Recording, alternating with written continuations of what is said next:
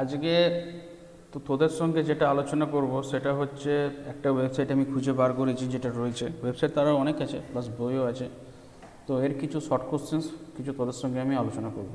ওকে, তো এখানে দেখ যেগুলো যেগুলো পড়ানো হয়েছে তার মধ্যে এখানে সব কিছু রয়েছে, যেরকম কি আছে source and classification of stones, quarrying and dressing of stone, properties of stone, test on stone, source and classification of sand, bulking of sand, properties of sand, তারপরে আছে লাইম, তারপরে আছে সিমেন্ট, তারপরে আছে ব্রিক আর্থ ব্রিক, এইদিকে ডান দিকে তো রয়েছে হচ্ছে টাইলস আছে, তারপরে আছে টিম্বার, ঠিক না? টিম্বার তো কিছুদিন আগেই হলো।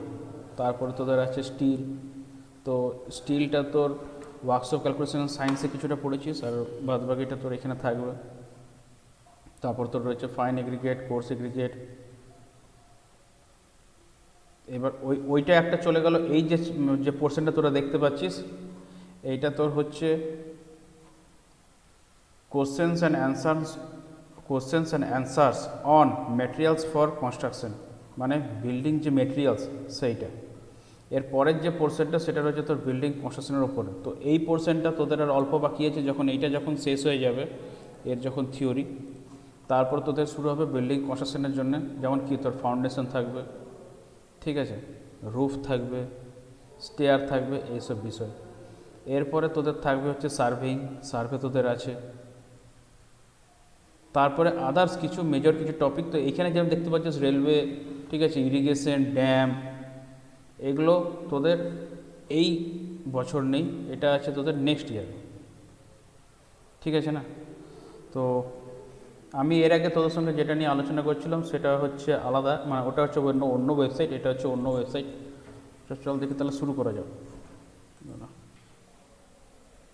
এই তো দেখতে পাচ্ছিস কিনা বল, হ্যাঁ না না?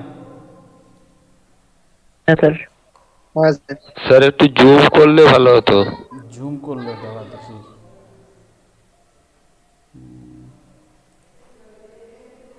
জুমটা তো করবো, মেন হচ্ছে না অনেকগুলো ওয়েবসাইট এদিক ওদিক থেকে খুলছে আর প্রচণ্ড অসুবিধা করছে, বিশ্বাস কর।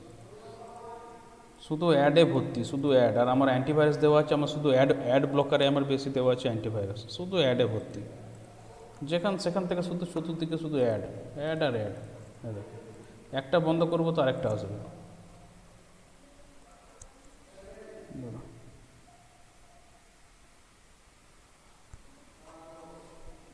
এবার ঠিক আছে? এবার ঠিক হ্যাঁ আছে? হ্যাঁ স্যার। স্যার। আচ্ছা, প্রথম যেটা কি আছে দেখ, বলছে this set of basic civilizing multiple questions and answers focus on কি সোর্স অ্যান্ড ক্লাসিফিকেশন। এখানে কি সোর্স আর স্টোনের উপরে, মানে সোর্স আর ক্লাসিফিকেশন স্টোনের তার উপরে দেওয়া আছে। আচ্ছা, ফার্স্টে বলছে stones are obtained from rocks that are made up of. বল কী হবে? স্টোন আমরা কোথা থেকে পাচ্ছি? আমরা পাচ্ছি কোথা থেকে? রক থেকে পাচ্ছি। বলেছিলাম প্রথমে থাকে রক, রক থেকে আমরা স্টোন পাই। তো সেই রকগুলো কি জিনিস দিয়ে তৈরি থাকে? কি জিনিস দিয়ে? চারটে অপশান আছে এখানে, ওর, মিনারেলস, কেমিক্যাল কম্পাউন্ড না ক্রিস্টাল।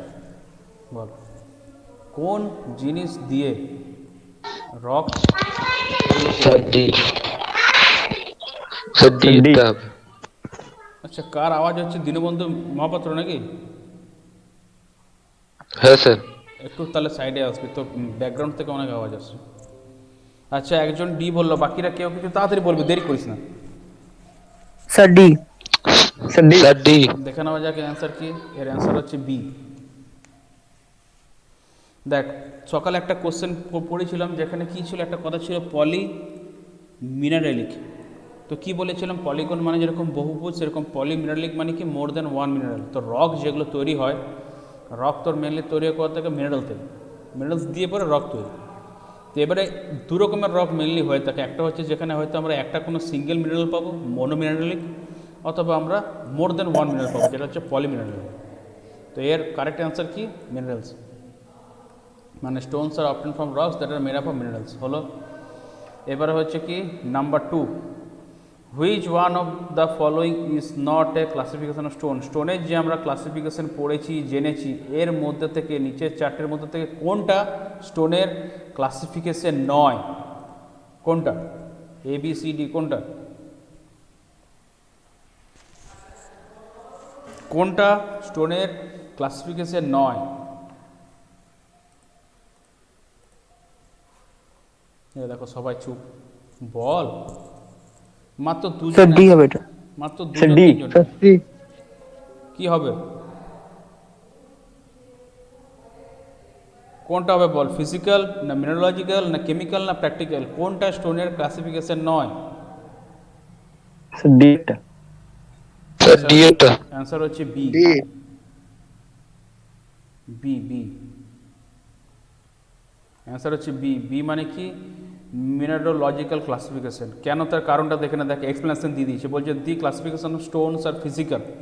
ফিজিক্যাল মানে কি? মানে হচ্ছে বেসড অন স্ট্রাকচার। কেমিক্যাল মানে কি?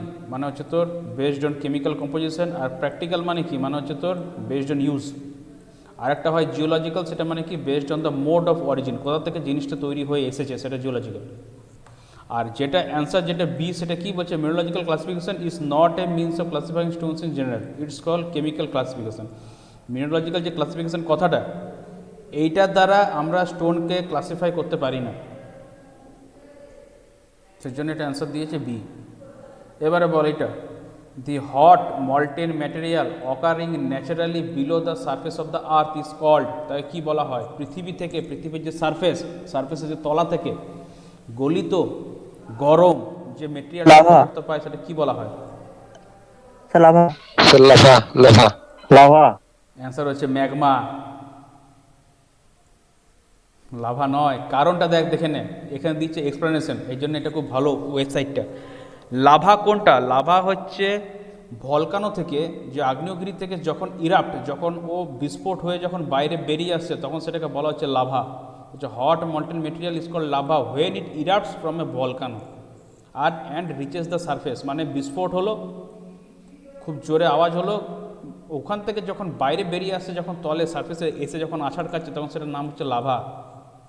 কিন্তু যেটা পৃথিবীর তলায় যেটা ভেতরে থাকে, তখন সেটা কি বলা হয়? ম্যাগমা। স্ল্যাগ কি? স্ল্যাগ হচ্ছে তোর একটা ওয়েস্ট মেটেরিয়াল, যেটা হচ্ছে তো স্মেল্টিং অফ ওর, যখন স্মেল্টিং করা তখন স্ল্যাগ তৈরি হয়। টাফ কি? এটা জেনে রাখ, টাফ। What is tough?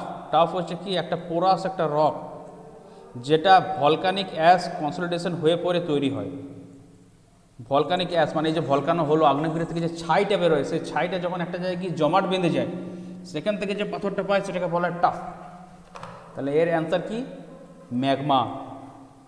আচ্ছা, এবারে বল 4 নম্বর, বলছে at what depth and rate is a hypabyssal rock formed. কোন ডেপথে, কোন গভীরতায় আর কীরকম হারে হাইপাবেসাল রক তৈরি হয়?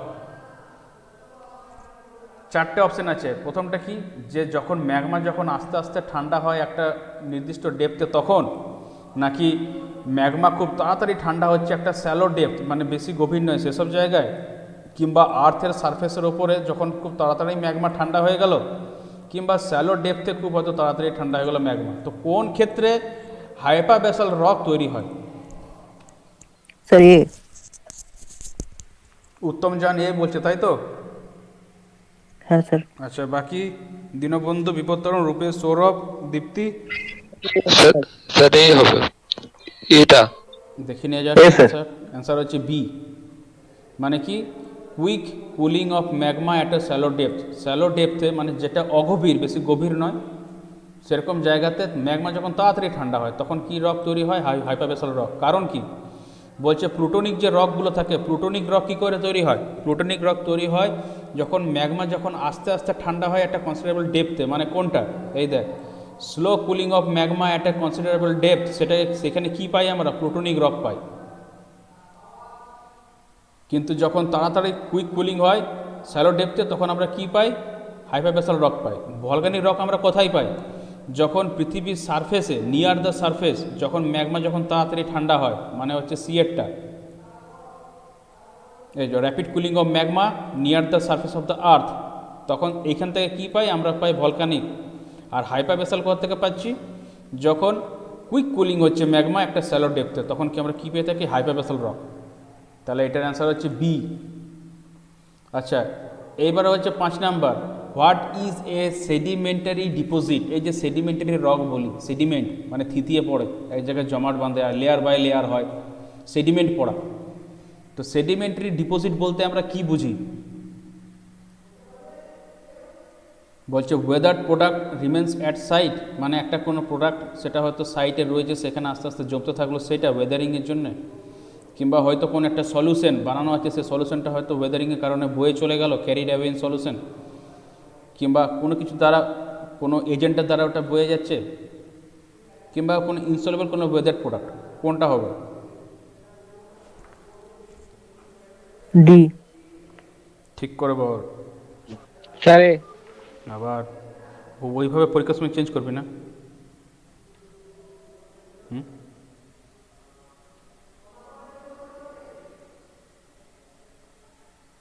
ওয়েদার কথাটার মানে হচ্ছে কি জানিস? ওয়েদার কথাটার মানে হচ্ছে তোর মানে তন্মধ্যে থাকার ফলে পোক্ত, মানে কি বলবো, মানে ওয়েদার মানে মনে কর কি বলবো, ধরেন একটা পাথর, সে পাথরটা কি, ও একটা অত ধরেন অনেক বড় রক ছিল, কিন্তু দেখা গেলো সেটা আজ থেকে অনেক বছর পর, হয়তো 100 200 300 বছর পর দেখা গেলো সে পাথরটা ক্ষয় হয়ে হয়ে পাথরটা ছোট হয়ে গেল। তো কী করে ছোট হলো? তো ওয়েদারিংয়ের কারণে না ছোটো হলো, তার উপর বৃষ্টি, ঝড়, জল, স্নো, গরম, এগুলোর প্রভাব পড়েছে বলেই না সেটা ওয়েদার্ড হয়েছে, ওয়েদার্ড। তো সেটাই হচ্ছে ওয়েদার্ড। তো সেডিমেন্টারি ডিপোজিট কথাটা মানে হচ্ছে ডি, মানে insoluble weather product is carried away in suspension. Insoluble মানে কি ভালো করে বুঝবি, মানে যেটা আমার গলে না, যেটা আমার গুলছে না। তো এইবারে ধরে নে চিনি, একটা গ্লাসে আমরা চিনি নিয়েছি, জল দিয়েছি, চিনিটা গুলছি, জলের মধ্যে H2O তার কি সংকেত। তো তার মধ্যে যখন পোর যখন অবশিষ্ট থাকছে মাইক্রোস্কোপিক, সেখানে চিনিটা গিয়ে পরে কী হচ্ছে, ওখানে ঢুকে যাচ্ছে, আমার ঢুকে গেল। কিন্তু ওইগুলো যখন সব ফিল আপ হয়ে যাবে, তখন বাদবাকি যে চিনির যে ক্রিস্টাল পড়ে থাকবে সেগুলো তো ইনসলিউবল, সেগুলো তো গোলার জায়গা পাচ্ছে না, আর প্রবেশ করার জায়গা নেই। তাহলে কি ওইটা তো নিচের দিকে বসতে থাকছে, তাহলে ওই যে গ্লাসের মধ্যে যে নিচের দিকে আস্তে আস্তে চিনির দানাগুলো বসে গেলো, সেটা কী হলো, এখানে সেডিমেন্ট পড়লো একটা। তো ঠিক সেরকম এইখানেও যে ইনসলিউবল যে ওয়েদার প্রোডাক্ট, যেগুলো সাসপেনশনের কারণে যেগুলো বয়ে চলে যাচ্ছে, সেগুলোকে কি বলা হচ্ছে, সেগুলোই না আমার একটা জায়গাতে গিয়ে পরে ডিপোজিট হয়ে জমছে। দেখ বলছে weather product remains at site, তাকে বলা হয় কি রেসিডুয়াল ডিপোজিট। তার মানে কি weather product remains at site, তাকে বলা হয় কি আমার রেসিডুয়াল ডিপোজিট, মানে ওই জায়গাটায় ডিপোজিট হয়ে গেল, জমা পড়লো। যদি বলছে কোনো সলিউশনের জন্য যদি কোনো প্রোডাক্ট যদি বয়ে চলে যায়, তখন সেটাকে বলা হয় আমার কেমিক্যাল ডিপোজিট। আর যদি কোনো এজেন্টের দ্বারা যদি কোনো প্রোডাক্ট যদি ক্যারি হয়ে চলে যাচ্ছে, তখন সেটাকে আমার কি বলা হয় অর্গানিক ডিপোজিট। আর যদি কোনো ইনসলিউবল যদি কোনো প্রোডাক্ট থাকে, সেটা যদি সাসপেনশন এর মানে কারণে যদি ওটা চলে যাচ্ছে, সাসপেনশন মানে কি, মানে যেটা তোর নিলম্বন, মানে যেটা ভাসমান, মানে যেটা তোর হয়তো যেটা বয়ে যাওয়ার ক্ষমতা রয়েছে, যেরকম কি বলবো সাসপেন্ডেড যে পার্টিকলস বলে, ধরেন একটা পাথর, তার থেকে কী হয় সেটা ভেঙে পড়ে অনেক ছোটো ছোটো দানা হয়। এবারে একটা নদী বয়ে আছে, সে নদী কিন্তু একটা বিশাল বড় পাথরের মানে সাইজে, তাই কিন্তু সে বয়ে নিয়ে যেতে পারে না, কিন্তু তার জলের চাপে কিন্তু সে ভাঙতে পারে। কিন্তু এই ভাঙার ফলে যে ছোটো ছোটো দানাকোনাগুলো বেরিয়ে আসে, সেগুলো কিন্তু ওর সঙ্গে বয়ে চলে যায়। তো এগুলো পরে বয়ে যে চলে যায়, গিয়ে পরে কি একটা জায়গায় গিয়ে জমাতে হয়, তো সেখান থেকে না আমরা সেডিমেন্টটা পাই, যেরকম পলি মাটি। তাহলে এর অ্যান্সার কী হবে, insoluble weather product is carried away in suspension, মানে কি সেডিমেন্টারি ডিপোজিট। ছয়েরটা হচ্ছে which factor disturbs the equilibrium of rocks commencing metamorphism. Metamorphism মানে হওয়া কি, মানে একটা থেকে আরেকটাতে চেঞ্জ হওয়া, রূপান্তরিত, যেরকম কি পড়েছিলাম মেটামরফিক, যে রূপান্তর হচ্ছে একটা থেকে একটা সে চেঞ্জ হচ্ছে। তো এই যে মেটামরফিজম হচ্ছে, তো কি কারণে হচ্ছে, কারণটা কি, যে রক্সগুলো তার ইকুইলিব্রিয়াম পজিশন থেকে মানে সুস্থিতি, যে স্থিতি ছিল একটা স্থিতি থেকে একটা স্থিতিতে চেঞ্জ হয়ে চলে গেল, এর কারণ কি, হোয়াট ইজ দ্য রিজন বল, কি হতে পারে? টেম্পারেচার বেড়ে যাওয়া, না টেম্পারেচার কমা, প্রেসার কমা, নাকি টেম্পারেচার প্রেসার দুটোই বেড়ে যাওয়া, নাকি প্রেসার কমে যাওয়া, কি কারণে মেটামরফিজম হয়? Sir C. উত্তম জান সি বলছে, বাকি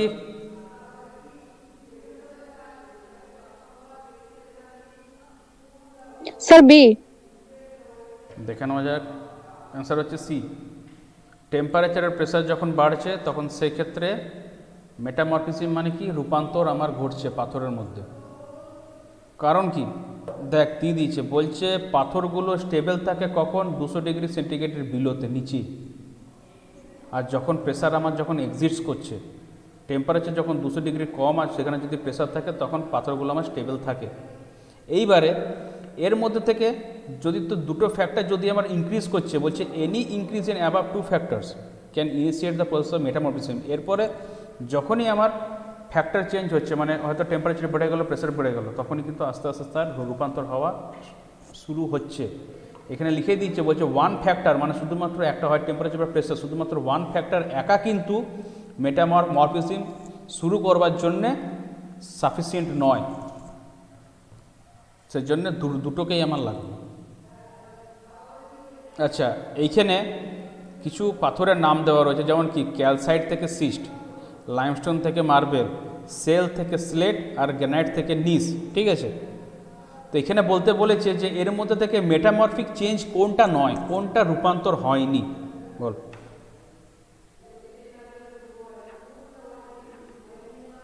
কোনটা আমার রূপান্তর মানে হয়নি বা হয়ে আসেনি, কোনটা?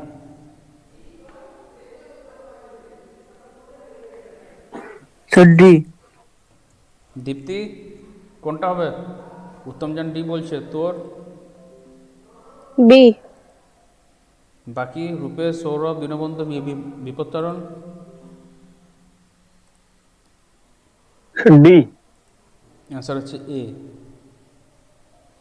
ক্যালসাইট থেকে সিস্ট। এটা মেটামরফিক চেঞ্জ নয়। তার কারণটা কি? কারণ হচ্ছে ক্যালসাইট হচ্ছে একটা কার্বনেট মিনারেল, মানে যার মধ্যে কার্বনের মাত্রা বেশি থাকে, এটা খনিজ।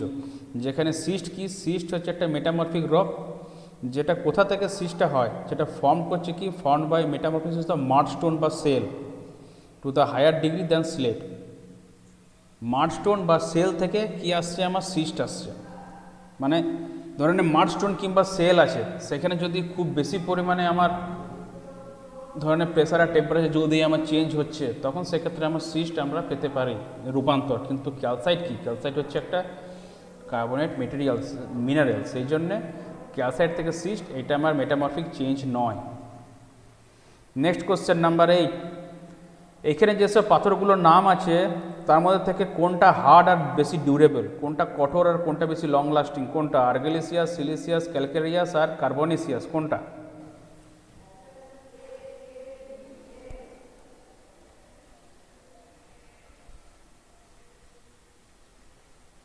কোনটা? এ। দেখানো যাক কোনটা। অ্যান্সার হচ্ছে বি, সিলিসিয়াস রক। সিলিসিয়াস রক কেন? সিলিসিয়াস রকের মধ্যে সিলিকা বেশি পরিমাণে থাকে, আর ওয়েদারিংয়ের কারণে এটার ওপরে বেশি প্রভাব পড়ে না, সেই জন্যেই এগুলো খুব বেশি হার্ড হয় আর খুব বেশি ডিউরেবল হয়। কার তুলনায়? আর্গেলেসিয়াস, ক্যালকেরিয়াস আর কার্বনেসিয়াস। সেই জন্যেই সিলিসিয়াস রক হচ্ছে খুব বেশি হার্ড আর খুব বেশি ডিউরেবল।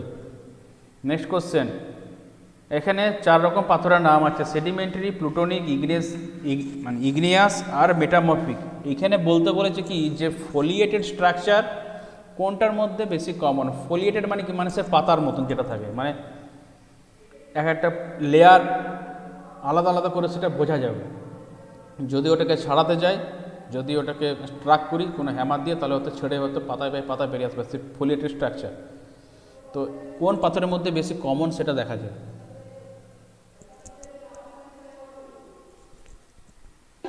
Sir D.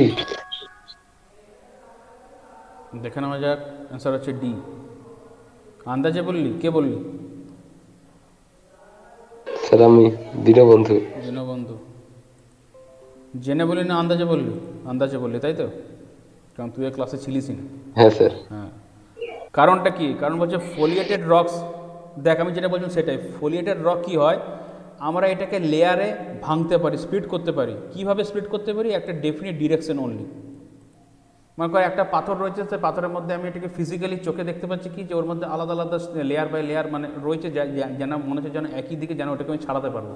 তো যখন ওইটাকে আমি স্প্লিট করার চেষ্টা করবো, তখন লেয়ার বাই লেয়ার কিন্তু এটা ছেড়ে যাবে। যেই দিকে ভাগটা থাকবে, যেদিকে আমার ফল্ট লাইনটা যাবে সে লাইন বরাবর কিন্তু এটা ছেড়ে বেরিয়ে আসবে। কিন্তু সেডিমেন্টারি রক হচ্ছে স্ট্র্যাটিফাইড আর ইগনিয়াস রক হচ্ছে আমার আনস্ট্র্যাটিফাইড, সেগুলো কিন্তু হবে না।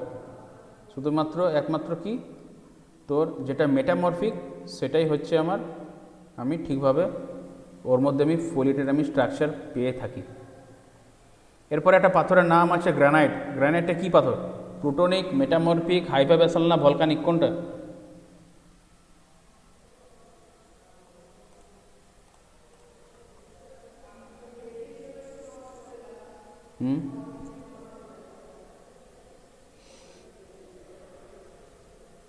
গ্রানাইট কোন পাথরের নাম?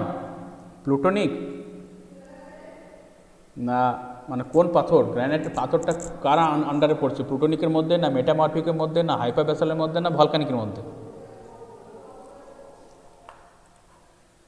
কার আন্ডারে পড়েছে?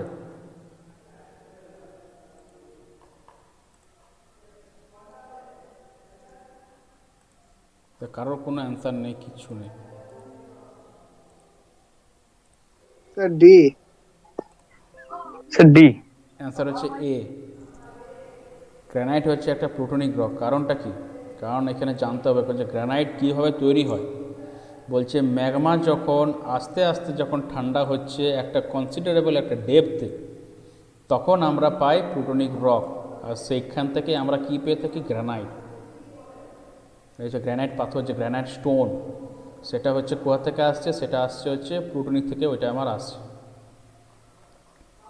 আচ্ছা, এটা হলো দাঁড়া। এরপর নেক্সট কী আছে? নেক্সট হচ্ছে তোদের এইটা থেকে অত বেশি কোশ্চেন আসে না, ঠিক আছে? এটার নাম হচ্ছে কি? Stone quarrying and dressing of stone. এটা থেকে এত বেশি কিছু আসবে না। দাঁড়া,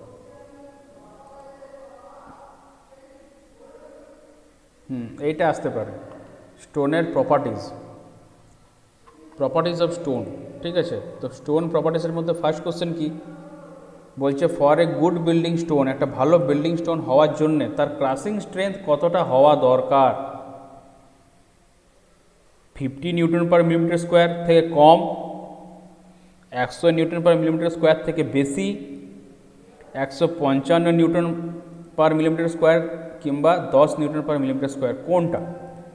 একটা ভালো স্টোন হতে গেলে সে কতটা চাপ সহ্য করতে পারবে? কোনটা? এ বি সি ডি, কোনটা হবে? সি। উত্তম জান সি বলছে, বাকি দেখে নেওয়া যাক। অ্যান্সার হচ্ছে B. 100 newton per millimetre square থেকে যদি বেশি হয় তাহলে সেটা আমার কি? একটা ভালো বিল্ডিং স্টোন। ক্রাসিং স্ট্রেংথ বা compressive strength of stone is the load per unit area at which the stone starts cracking. দেখ, একটা পাথর আছে, সে পাথরের ওপর আমি যখন চাপ দিচ্ছি, তো চাপ দিতে দিতে দিতে দিতে এমন একটা পজিশন চলে আসবে যেখানে কিন্তু পাথরটা কী পরে আমার ক্র্যাক করে যাবে, ক্রাশ করে যাবে, ফেটে যাবে। তো সেটাই না আমার ক্রাসিং স্ট্রেংথ। তো একটা ভালো যদি পাথর হতে হয় তাকে মিনিমাম তার 100 নিউটন পার মিলিমিটার স্কোয়ার থেকে তার ক্রাসিং স্ট্রেংথটা তার থাকা দরকার, যেটাকে আমরা কনস্ট্রাকশনের কাজে ব্যবহার করতে পারবো। তবে অবশ্যই বিভিন্ন রকম পাথর তার বিভিন্ন রকম ক্রাসিং স্ট্রেংথ আছে, আর বিভিন্ন রকম পাথর তার বিভিন্ন রকম জায়গাতে ইউজ হয়, ব্যবহার হয়। ধরেন একটা কোনো ড্যাম ইউজ হচ্ছে, মানে ড্যাম তৈরি করা হচ্ছে রকের কোনো একটা, সেখানে হয়তো রকের তো লাইনিং করা হবে, তো সেইখানে আমি ঘরে যে টাইলস বসাই সেই টাইলসগুলোতে যে মানে সেটা ক্লে দিয়ে, তো আমার ঘরে ওয়ালে যে আমরা স্টোনগুলো দিই সেই স্টোন কি ওইখানে বসাতে পারবো? অবশ্যই পারবো না, কারণ ওটা বেশি ও স্ট্রেংথ নিতে পারবে না। তাহলে অতএব সেই স্ট্রেংথটাই আমার দরকার, যেটা আমার ওইখানে লাগবে। তো একটা ভালো বিল্ডিংয়ের জন্য হতে গেলে কত? মিনিমাম 100 নিউটন মিলিমিটার স্কোয়ার থেকে বেশি হতে হবে। এবারে এখানে 4টে পাথরের নাম আছে, এখানে বলতে বলেছে যে গুড ফায়ার রেজিস্ট্যান্ট স্টোন কোনটা? আগুনকে কে রোধ করতে পারে? কোন স্টোন? ক্লে না গ্রানাইট না কোয়ার্টজ না লাইমস্টোন? কোন পাথর? বি। লাইমস্টোন। দেখানো যাক, অ্যান্সার হচ্ছে ক্লে।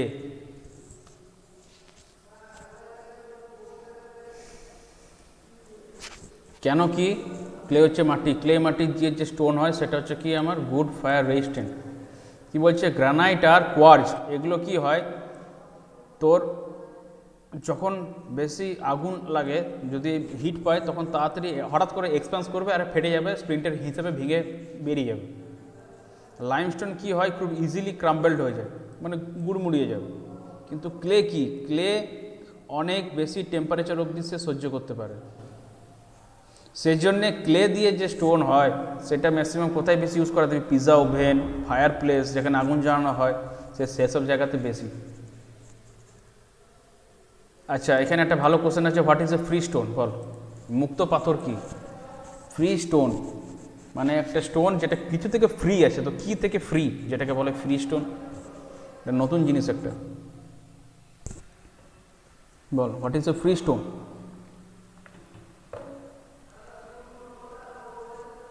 Sir, D.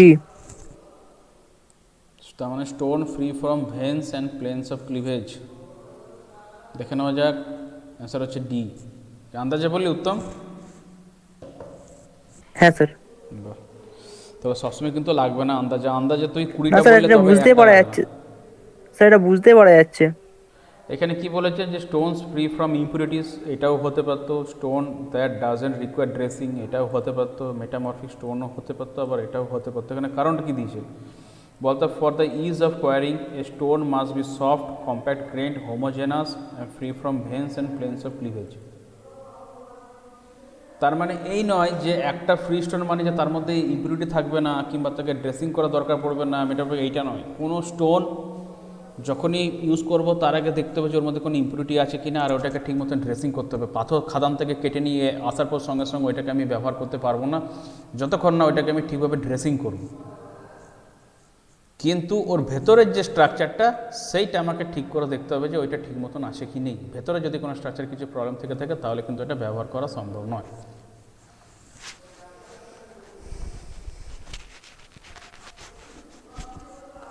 আচ্ছা, এখানে একটা কোশ্চেন আছে। নর্মালি মানে এরকম কোশ্চেন খুব রেয়ার থাকে, যেখানে কি বলেছে যে মানে স্টোন, যেসব স্টোনের শেড, কালারের যে শেড থাকে যেগুলো হালকা হয় সেগুলোকেই বেশি কেন প্রেফার করা হয়, সেগুলোকে কেন বেশি কাজে ইউজ করা হয়? তার কারণটা কি? এটা কি তাড়াতাড়ি ওয়াশ করা যায় সেই জন্যে, খুব ইজি সহজই, নাকি খুব সহজে এটা আমরা পেয়ে থাকি সেই জন্যে, নাকি এটা অ্যাপিয়ারেন্স যে দেখতে সুন্দরতাকে খারাপ করে না সেই জন্যে, নাকি যেগুলো ডার্কার শেড হয় সেগুলো খুব বেশি ভারী হয় এই জন্যে? কোন কারণে লাইট কালার শেডের স্টোন আমরা ব্যবহার করে থাকি, কোন কারণে? এটা জেনারেল নলেজের কোশ্চেন একটা। যেরকম আমরা কিচেনের যে স্টোন বসাই, স্টোন গ্রানাইটের স্টোন, গ্রানাইট পাথর নিয়ে বসিয়ে দিলাম, তাই না? তারপরে যেখানে বাইরে যদি খেতে যায় ফাস্টফুড, দেখা যাবে ওরা স্টোনের ওপরে ময়দাটাকে করছে, কাজ করছে, সবজি কাটছে, সব কিছু। Sir, A. কারণ হচ্ছে সি। Sir, C. সিটা কি কারণ?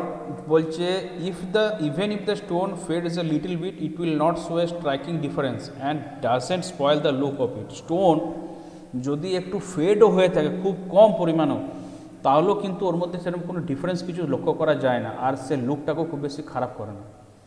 আর স্টোন কি, স্টোনকে কোনো পেন্ট করারও কোনো দরকার নেই, আর সেভাবে কোনো মেনটেন্যান্স করারও কোনো কিছু প্রয়োজন নেই। ও যেরকম আছে সেরকমই থাকবে, শুধু কি ধুলো বলে লাগলে একটু পরিষ্কার করে দেবো বাস। সেই জন্যে স্টোনকে বেশি লাইটার শেডের বেশি ব্যবহার করা হয়ে থাকে। এবারে বলেছে হার্ডনেস। তো হার্ডনেস যে জিনিসটা, এটা হচ্ছে একটা খুব বড় একটা প্যারামিটার, ঠিক আছে? তো এইখানে মানে একটা স্থিতি, একটা মাপ। তো কোন কনস্ট্রাকশনের ক্ষেত্রে হার্ডনেসটাকে বেশি জোর দেওয়া হয়, মানে হার্ডনেসটাকে বেশি ভালো করে লক্ষ্য করে দেখা হয়, কঠোরতাটা? Sir, bridge. ব্রিজের ক্ষেত্রে, না আর্চ বানানোর ক্ষেত্রে, না ওয়ালের ক্ষেত্রে, না স্ল্যাবের ক্ষেত্রে? ব্রিজ। অ্যান্সার হচ্ছে ব্রিজ। কারণ কি, ব্রিজ বানাবার জন্যে আমার সেরকম লং লাস্টিং হওয়া দরকার, আর সেরকম কঠোর হওয়া দরকার, সেরকম টাফ হওয়া দরকার পাথরটা। তা না তো সে লোড নিতে পারবে না, কারণ ওর উপরে হেভি লোডিং পড়বে।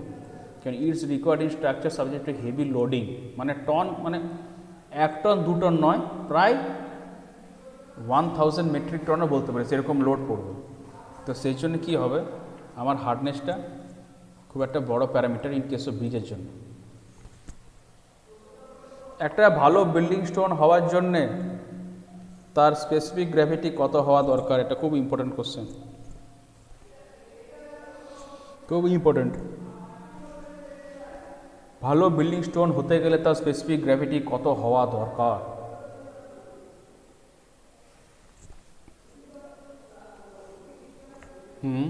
কত হওয়া দরকার স্পেসিফিক গ্র্যাভিটি?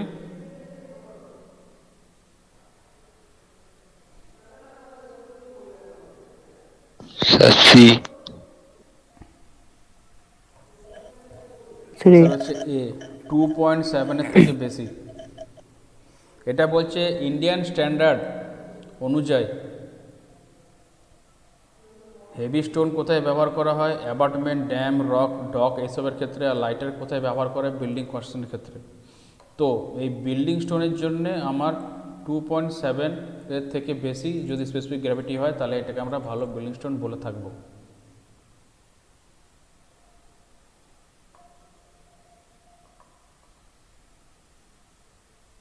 এই একটা কোশ্চেন আছে, বলছে the percentage absorption by weight of a good stone after how many hours should not exceed 0.6।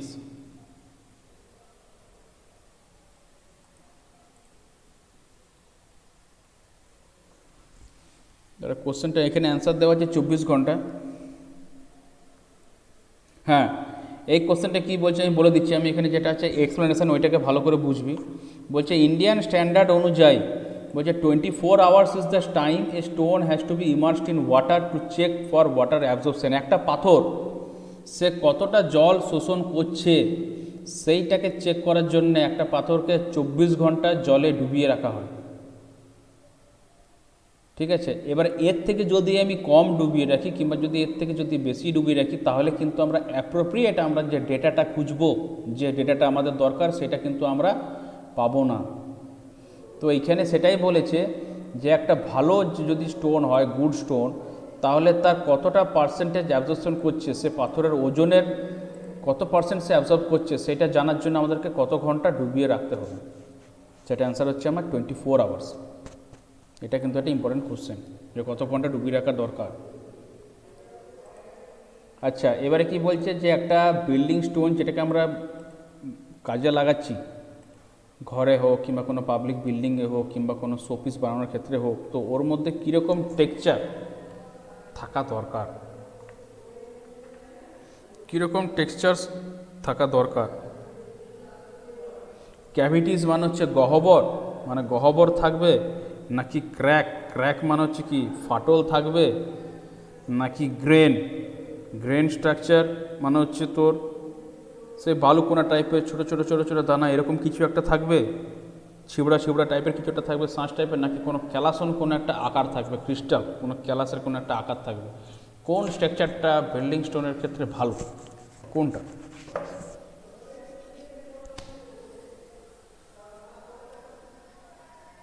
Answer হচ্ছে বি, ক্রিস্টালিন স্ট্রাকচার। বলছে টেক্সচার কি, টেক্সচার হচ্ছে এক, texture is the grains composing the stone in the strata. মানে পাথরগুলো হচ্ছে স্ট্র্যাটা, মানে কি বলবো, মানে এক একটা তলে যে পাথরগুলো রয়েছে মানে একটা স্তর। স্ট্র্যাটা কথাটার মানে হচ্ছে স্তর। তো ওই যে স্তরে কি হয়, ওখানে স্টোনগুলো কম্পোজিট হয়, ওখানে থাকছে স্টোনগুলো।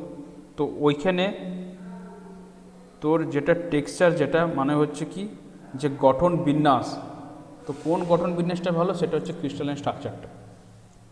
আদার্সগুলো অন্যগুলো আমাদের পছন্দ, মানে অন্যগুলো ইউজ করা হয় না বিল্ডিং স্টোনের ক্ষেত্রে।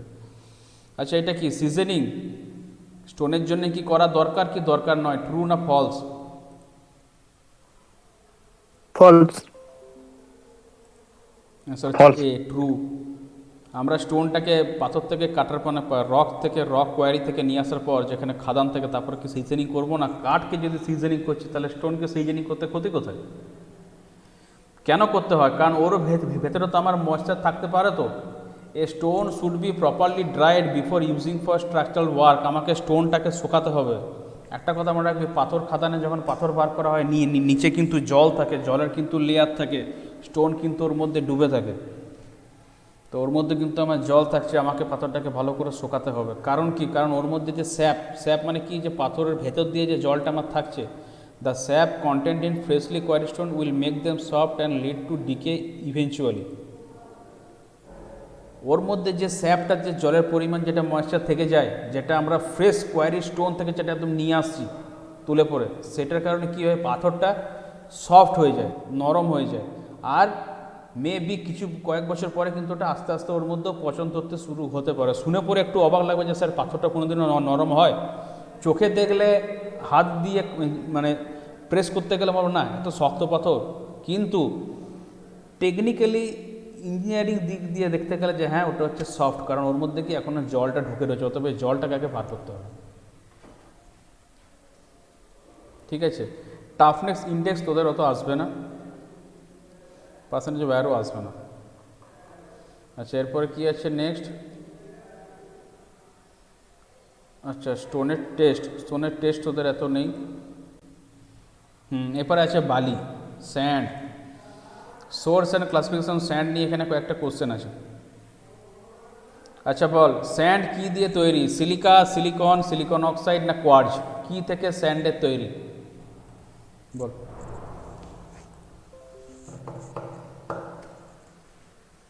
বল কি থেকে স্যান্ডের তৈরি, কি দিয়ে স্যান্ডের তৈরি? সিলিকা, সিলিকন না সিলিকন অক্সাইড না কোয়ার্জ? কি থেকে?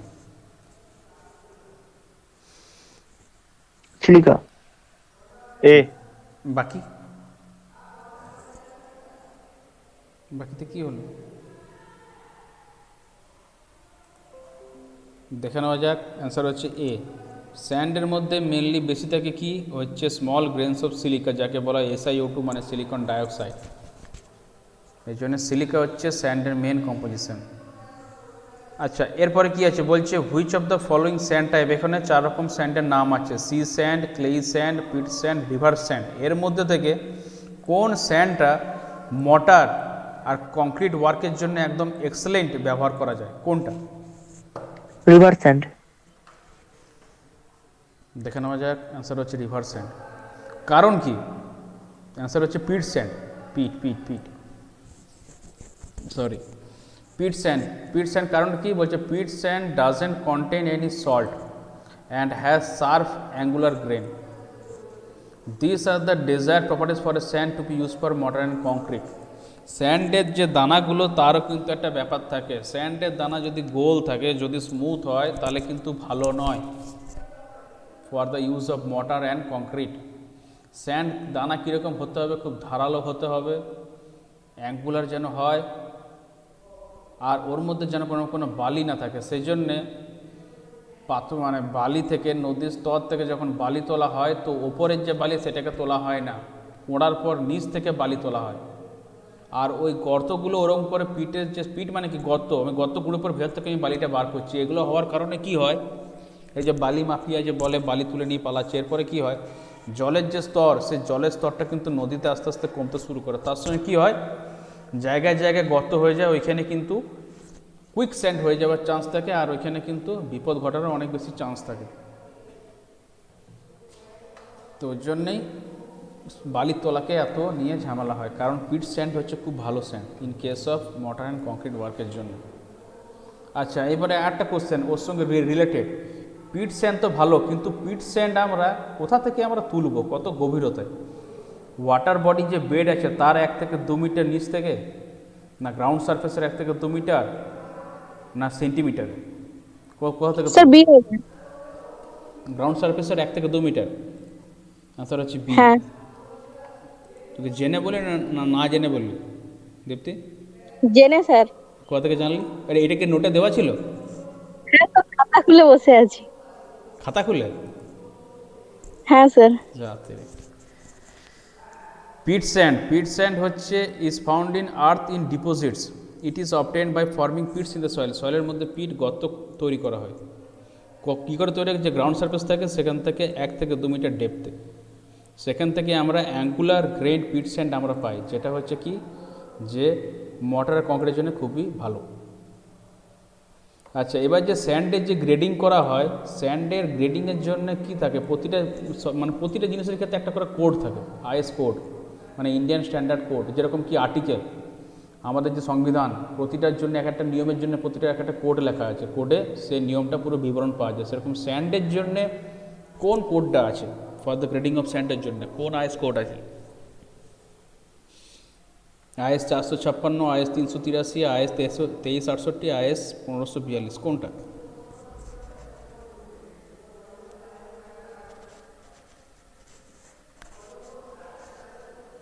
অ্যান্সার হচ্ছে বি, আইএস 383।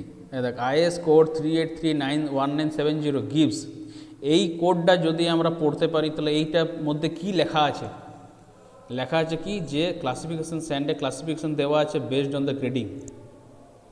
4টে গ্রেডিং জোন থাকে, there are 4 grading zone. For each sieve size there is a specific percentage of particle passing through that sieve denoted in the respective zone. 4টে zone করা আছে, সেই 4টে জোনের জন্যে ওখানে কি আছে? সিভ মানে কি? যে জালিগুলো যেখান থেকে বালিটাকে ছাঁকা হচ্ছে, তো প্রতিটা সিভের সাইজ জন্য সেখানে কি স্পেসিফিক পার্সেন্টেজ অফ পার্টিকেল সেই সিভটা দিয়ে পাস করবে, যেটা সেই জোনে আমার লেখা আছে। তো আইএস কোডে ওটা দেওয়া আছে যেখান থেকে আমরা গ্রেডিংগুলো জেনে থাকি।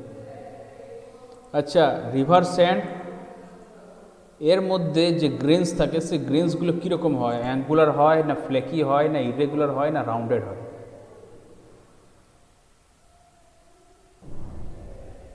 Rounded. অ্যান্সার হচ্ছে রাউন্ডেড। কারণ কি রিভার স্যান্ডের মধ্যে ফাইন রাউন্ড গ্রেন থাকে, সেই জন্য রিভার স্যান্ডকে বেশি ব্যবহার করা হয় না। This are the result of mutual attrition under the effect of water current. It is naturally occurring clean and mostly white in colour. River তো যেহেতু জলের যে প্রেসার ওয়াটার কারেন্ট, সেই কারণে কি হয় তোর অনেক সময় যেগুলো অ্যাঙ্গুলার থাকে সেগুলো অনেক বছর অনেক 100 বছর পরে দেখা যায় ওগুলো কিন্তু আস্তে আস্তে গোল হয়ে যাচ্ছে, মানে ওর শেপটা পাল্টে যায়। সেই জন্য রিভার স্যান্ডকে বেশি ব্যবহার করা হয় না, ব্যবহার করে পিট স্যান্ডকে। আচ্ছা, এখানে ট্রু ফলস একটা কোশ্চেন আছে, বলছে স্যান্ড বালি, বালি কি? বালি হচ্ছে একটা ফাইন গ্রেন্ড কম্পোনেন্ট ইন সয়েল। বালি মানে মাটির মধ্যে একটা উপাদান, সেটা কি ফাইন গ্রেন্ড। এটা ট্রু না ফলস?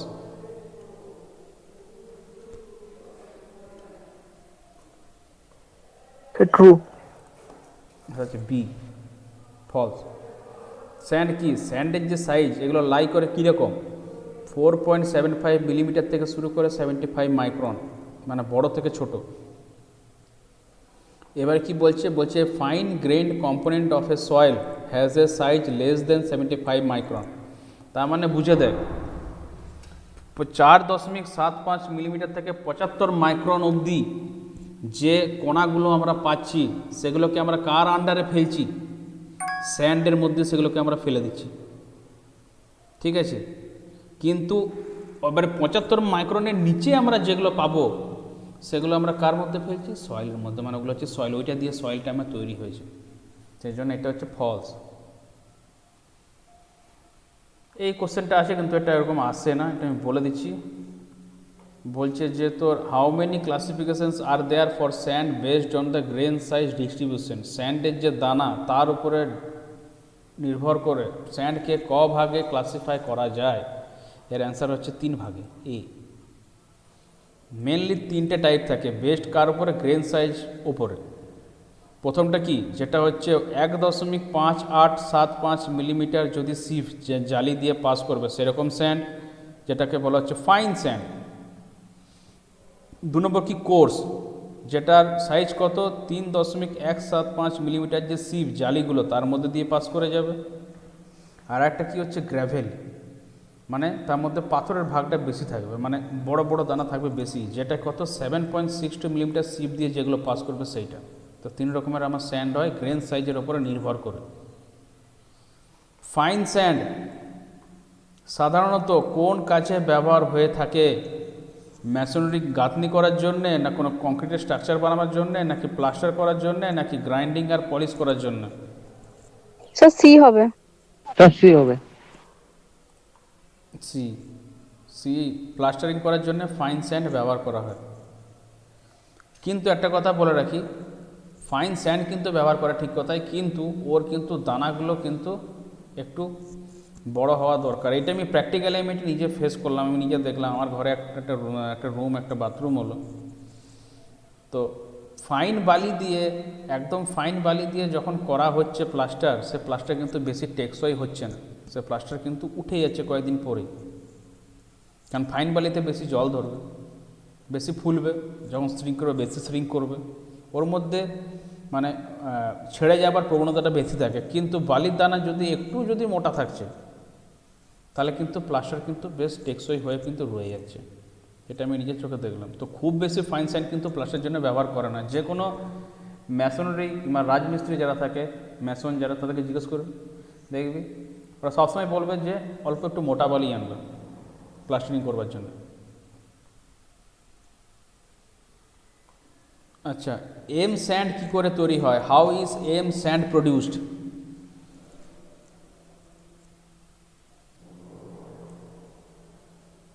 ব্রিককে ক্রাশিং করে, না কোয়ারিং থেকে, না কোনো বিল্ডিংটাকে আমি যে ভেঙে দিলাম সেখান থেকে তার অবশিষ্টগুলো থেকে, না কোনো গ্রানাইট স্টোনকে ক্রাশিং করে। এম স্যান্ড, এম স্যান্ড কী করে? হ্যাঁ Sir, D. এম স্যান্ড মানে হচ্ছে কি, যে ম্যানুফ্যাকচার স্যান্ড। মানে একটা কি হয়, বালি আমরা পাচ্ছি ন্যাচারালি, আরেকটা কি হয়, বালি আমরা বানাচ্ছি।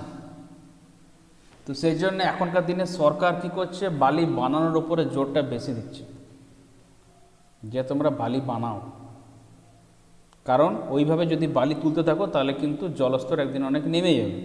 তো সেই জন্য স্টোন বানাতে বলে, ম্যানুফ্যাকচার করতে বলে। সেই জন্য কী হয়, যে গ্রানাইট যে পাথর থাকে সেগুলোকে ক্রাশিং করে পরে তোমরা বানাও। This are the perfect replacement for sand to be used in construction work.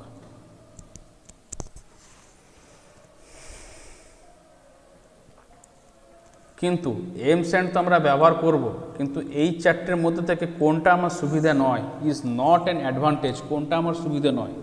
Cost effective, available in single size, dust and impurity free, আর can be obtain from hard rock. এর মধ্যে থেকে কোনটা আমার সুবিধে নয়?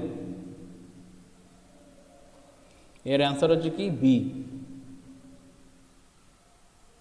মানে শুধুমাত্র আমরা একটা সাইজেই পাবো। মানে কি, আমাদের স্যান্ডের মেনলি কি বললাম, 3 রকম সাইজ থাকে, যেটা এখানে বললাম 3টে সাইজ থাকে মেনলি স্যান্ডের, তাই না?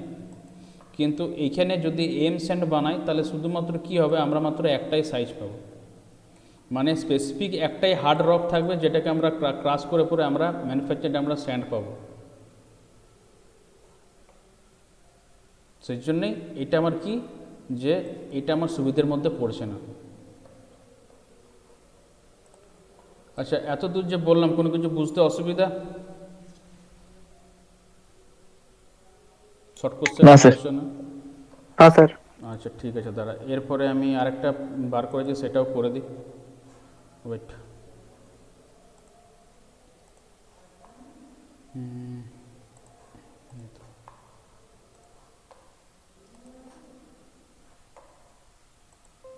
দেখতে পাচ্ছিস? হ্যাঁ স্যার। হ্যাঁ স্যার। দাঁড়া এটাকে,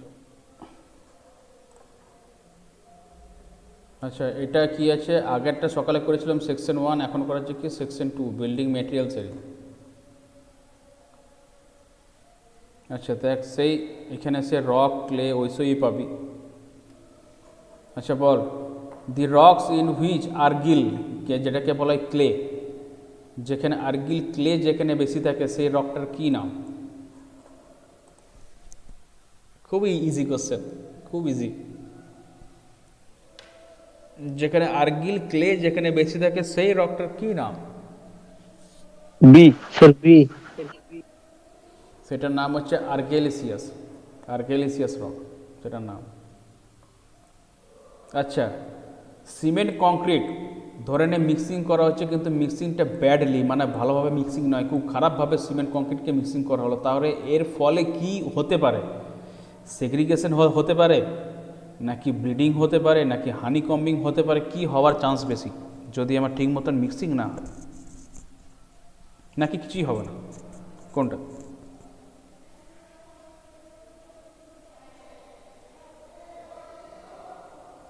ব্লিডিং। ব্লিডিং। Bleeding. অ্যান্সার হচ্ছে হানি কম্বিং হওয়া। কারণ সেগ্রিগেশন মানে কি ছেড়ে ছেড়ে যাওয়া, ব্লিডিং মানে কি জলটা পেরিয়ে, যদি ওগুলো না হয় তাহলে আমার হানি কম্বিং হওয়ার চান্স বেশি, ফাঁকা ফাঁকা থেকে যাবে। ঠিক আছে, যদি ঠিক মতন যদি মিক্স না হয়। আচ্ছা, এর পরের যে কোশ্চেনটা বলছে pick up the correct statement regarding low heat মানে cement from the following. Low heat সিমেন্টের জন্যে কোন স্টেটমেন্টটা এখানে কারেক্ট সেইটা বলতে বলেছে in case of low heat cement. প্রথম কথা কি বলছে যে এর মধ্যে কম্প্রেসিভ স্ট্রেংথ কম থাকে।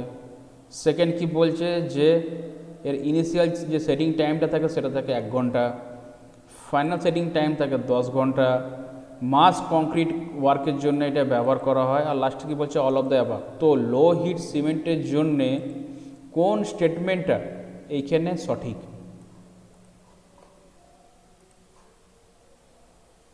কোনটা? 3. বাকিরা এর অ্যান্সার হচ্ছে ই। এরকম যখন থাকে না তখন ম্যাক্সিমাম ক্ষেত্রে এরকমই হয়ে থাকে। যখনই আমার লো হিট সিমেন্ট হবে তখনই কি আমার ওর কম্প্রেসিভ স্ট্রেংথ কমে যাবে। ইনিশিয়াল সেটিং টাইমটা 30 মিনিট থেকে 1 ঘন্টা হয়ে যায়, ফাইনালটা টাইমটা হচ্ছে 10 ঘন্টা। আর অনেক বড় বড় কাজের ক্ষেত্রে আমার এটা ব্যবহার হয়ে থাকে। কারণ কি? কারণ লো হিট, কারণ অনেক বড় কাজে যখন কংক্রিট ব্যবহার করবো তখন ওখান থেকে অনেক পরিমাণে হিট বেরোবে। তো অনেকটা হিট যখন একসঙ্গে বেরোবে তো এটা আমার খুব বেশি প্রবলেম হবে, সেই জন্য ওটাকে লো হিট করা হয়, লো হিট সিমেন্ট। আচ্ছা, মার্বেল যে পাথরটা, মার্বেল পাথরকে কেমিক্যালি কোন রকের আন্ডারে আমরা ফেলতে পারবো? কোন রকের আন্ডারে chemically?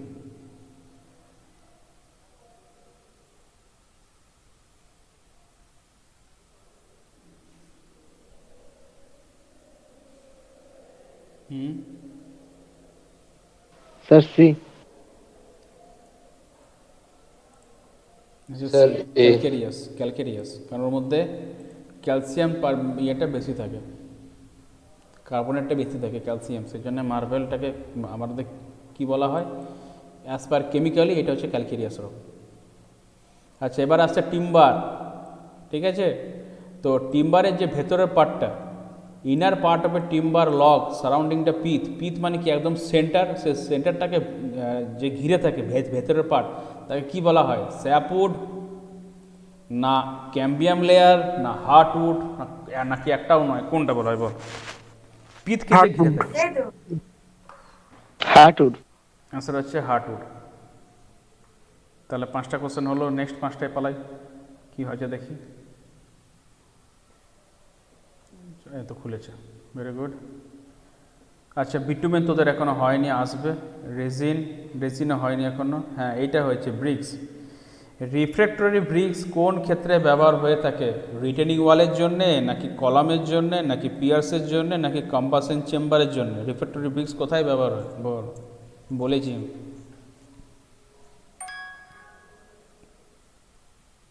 D. D. D. Answer D. তার কারণটা কি? রিফ্র্যাক্টরি মানে কি যেখানে আমার হিট বেশি থাকবে, যেখানে আমার ফায়ার থাকবে সেখানে যে ইটগুলো ব্যবহার করব। তো কম্বাসন মানে কি যেখানে আমার পোড়ানো হয়, পোড়ে জিনিস যেখানে জ্বালানো হয় সেটাকে এইসব ব্রিক্স বেশি ব্যবহার করা হয়। মেটালের এটা এখন আসছি না। আচ্ছা, ছাদ বানাবার জন্য যে রককে বেশি ইউজ করা হয় তার কি নাম? The rock generally use for roofing is কি?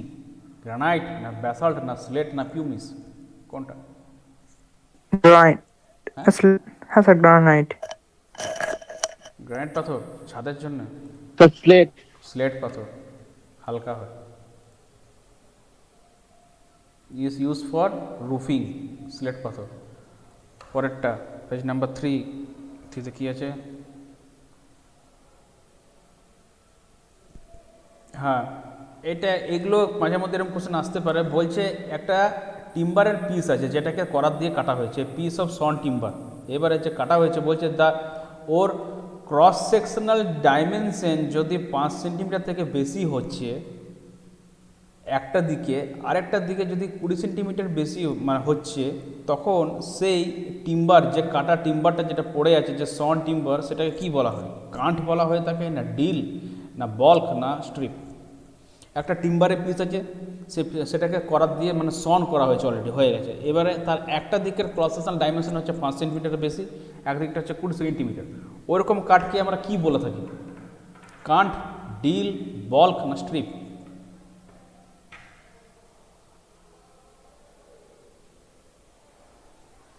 এর অ্যান্সারটা হচ্ছে আমার বল্ক, BAULK। এরপরে আসছে কি লাইম, কুইক লাইম, যেটাকে আমরা কি বলে থাকি? Caustic lime, CaO। Quick lime আমরা কিভাবে পাই? পিওর লাইমস্টোনটার ক্যালসিনেশন করে, না কিভাবে, নাকি ওটা অ্যামরফাস? এটা কি জিনিস? কুইক লাইমটা কি? কুইক লাইম কি অ্যামরফাস, নাকি কুইক লাইমের সঙ্গে ময়েশ্চারের অনেক বেশি মানে অ্যাফিনিটি থাকে, মানে খুব তাড়াতাড়ি ময়েশ্চার ধরে নেয়, মানে সম্বন্ধ, নাকি পিওর লাইমস্টোনের ক্যালসিনেশন করে পাওয়া যায়? বল। D. এরকম যখন থাকবে তাহলে ডি, কারণ ডি এর সঙ্গে এটা সব কিছু মানে মেল খাচ্ছে। এইটা আমার পিওর লাইমস্টোনের যে ক্যালসিনেশন করে রেড হিট করার পর ওইটা আমরা পাই, ঠিক আছে। তারপরে তোর এর বেশি সম্বন্ধ রয়েছে জলের সঙ্গে, জল বেশি টানে। আর অ্যামরফাস মানে এর কোনো আকার নেই, নিরাকার, অ্যামরফাস। আচ্ছা, এখান থেকে বলতে বলেছে কি যে কোনটা আমার কারেক্ট স্টেটমেন্ট 13 নম্বর থেকে। বলছে কি যে সফট স্টোনগুলো ইউজ করা হয় in case of carving, carving মানে খোদাই করার জন্যে। লাইট স্টোনগুলোকে ব্যবহার করা হয় আর্চ বানাবার জন্যে। হার্ড স্টোনগুলো ব্যবহার করে কী জন্য? যেখানে হাই প্রেশার আমার ধরে রাখতে পারে সেই জন্যে। কিংবা বলছে সবকটাই। তাহলে এর মধ্যে থেকে কোনটা আমার সঠিক?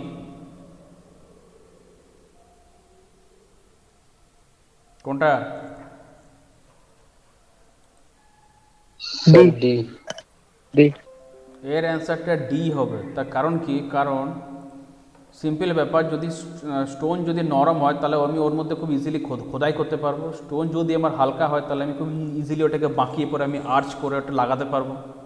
আর স্টোন যদি খুব হার্ড, খুব কঠোর হয় তাহলে কি ওটা যেখানে বেশি আসবে প্রেশার, সেখানে আমি এটাকে ব্যবহার করতে পারবো। তো অপশন ডি হবে। আচ্ছা, এটা বল নাম্বার 14। ক্যানেল লাইনিং করবার জন্যে, ক্যানেল যে ক্যানেল করা হয় তারপরে যে ওই পাশে যে মানে লাইনিং করা মানে কি? মানে ওইখানে তোর মানে ব্রিক্স দিয়ে পরে ওইটাকে পুরোটাকে ঠিক করা, পুরো লাইনটাকে, পুরো একদম চ্যানেলটাকে ঠিক মতন বানানো। তো সেখানে আমরা কোন ধরনের সিমেন্ট আমরা ব্যবহার করে থাকি? ওখানে স্টোনও ব্যবহার হয়ে থাকে, ব্রিক্স তো হয়ে থাকে, কিংবা কংক্রিটিং করতে পারি। তো কোন সিমেন্টটা এখানে বেশি ব্যবহার হয়ে থাকে? সালফেট রেজিস্টিং, না র্যাপিড হার্ডেনিং, না কুইক সেটিং, না পজুলানা? কোনটা? A. বাকিরা কেউ কিছু বলছে? এর অ্যান্সার হচ্ছে এ। কারণ কি? মাটির ওখানে যে জলটা থাকছে তো ওইখানে অনেক কিছু সালফেট কিছু অ্যাকশন থেকে থাকতে পারে, যেক্ষেত্রে কি হতে পারে মানে সালফেট সয়েলে থাকার কারণে আমার ওই ক্যানেল লাইনিংটাকে খারাপ করে দিতে পারে। সেই জন্য ওইখানে যে আমরা ব্যবহার করব সিমেন্ট, সেটাকে কী বলা হয়? Sulphate resisting cement. এরপরে কি বলছে? ম্যাস্টিক অ্যাসফাল্ট। ম্যাস্টিক অ্যাসফাল্ট সাধারণত কী জন্য ব্যবহার করা হয়? ম্যাস্টিক অ্যাসফাল্ট আসবে তোদের টায়ার, বিটুমিন যখন পড়াবো তখনই আছে। তো এইটা তোর ব্যবহার করা হয় ড্যাম প্রুফ কোর্সের জন্য আর ওয়াটারপ্রুফ লেয়ারের জন্য। মানে কি এটা একটা ধরনের তার, আলকাতরা যেটা তার, যেটা মানে কিংবা ভিটামিনের যে মানে চটের যে চাদরগুলো কালোগুলো, এগুলো আমরা কী জন্য দিই? ছাদের উপরে দিই যাতে জলটা না শোক করে। তাহলে ওয়াটারপ্রুফ লেয়ার, তাই না? পার্টিশন ওয়াল তো হবে না এটা। তাহলে এটা অ্যান্সার হচ্ছে কি আমার ডি। এরপর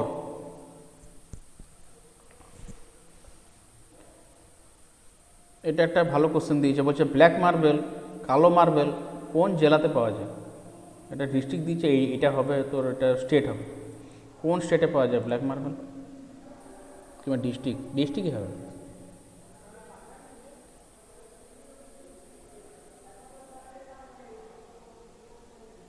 কোথায় পাওয়া যায় ব্ল্যাক মার্বেল? জয়পুর। নেটটা দেখে বলে দিলি বল। জয়পুরে। পেন্ট এখনো নেই। হ্যাঁ, এইটা করেছি।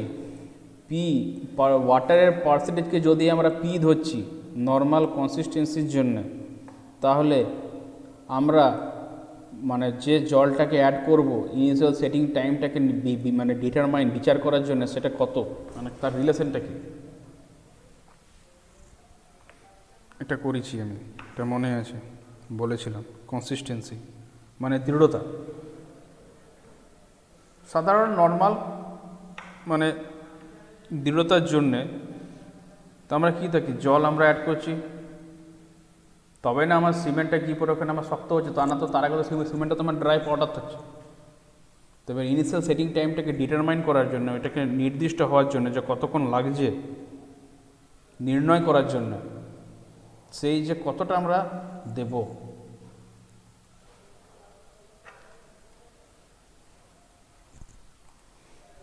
(0.90p) নর্মালি 0.6 থেকে 0.9p এরকম এতটা আমার জল দেওয়া হয়ে থাকে। আচ্ছা, পাগমিল বলেছিলাম, পাগমিল মনে পড়েছে ব্রিকের ক্ষেত্রে? তো পাগমিল কী জন্য ব্যবহার করা হয়? ব্রিক আর্থকে নরম করার জন্যে, না ব্রিক আর্থকে মোল্ডিং করার জন্যে, মানে যে কোনো শেপ দেওয়ার জন্যে, নাকি ব্রিক আর্থকে টেম্পারিং করার জন্যে, নাকি কী জন্যে পাগমিল ব্যবহার হয়? পাগমিল বল। সি।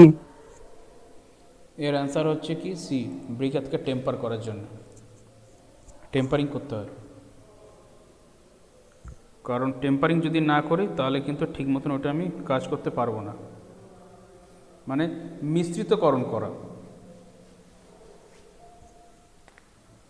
এরপর কি হচ্ছে, একটা ভালো ব্রিক আর্থ যদি হতে হয় তাহলে তার মধ্যে কী কী জিনিস থাকা দরকার?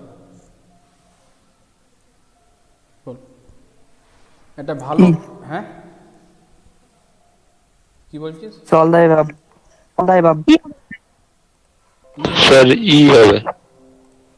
এটা অ্যান্সার হচ্ছে ই হবে। সব কিছু থাকা দরকার, 20 থেকে 30% অ্যালুমিনা, 50 থেকে 60% সিলিকা, 5% থেকে কম লাইম, আর 5 থেকে 6% অক্সাইডস অফ লাইম, তবে কি যে আমি একটা ভালো ব্রিক বানাতে পারবো। নাম্বার 5, এই যে আমরা হোয়াইট ওয়াশ করার জন্য কি করে চুন ব্যবহার করি, তো সেটা কী রকম চুন থাকে? শুধু চুন থাকে, না কুইক চুন থাকে, না হাইড্রোলিক চুন থাকে, না ফ্যাট চুন থাকে, না সাদা চুন থাকে? কোন চুন থাকে হোয়াইট ওয়াশ করবার জন্য? স্যার এ। স্যার এটা হচ্ছে বি, ফ্যাট লাইন থাকে, যেখানে চুনের মানটা বেশি থাকে, ফ্যাট লাইন। এইটা একটা দারুণ জিনিস। সিঙ্গেল কি জিনিস বল? সিঙ্গেল, আমরা তো সবাই জানি SINGLE, সিঙ্গেল। সবাই ফেসবুকে হোয়াটসঅ্যাপে রাত দিন স্ট্যাটাস দিয়ে বেড়ায় সিঙ্গেল সিঙ্গেল, কিন্তু এই সিঙ্গেলটা কি? ল্যাটেরাইট পাথর, ডিকম্পোজ হয়ে যাবে, পৌঁছে যাবো ল্যাটেরাইট পাথর, নাকি গ্রানাইট পাথর যেটাকে ভাঙা হয়েছে, নাকি পেবেলস যার মধ্যে জল আছে, নাকি পাথরের দ্বারা কোনো মানে হাওয়ার দ্বারা কোনো পাথর ভেঙে যাওয়া, মানে ওয়েদার্ড হয়ে যাওয়া? সিঙ্গেল কি? স্যার এটা কি আন্দাজে বলছিস নাকি জেনে বলছিস? স্যার এই হবে।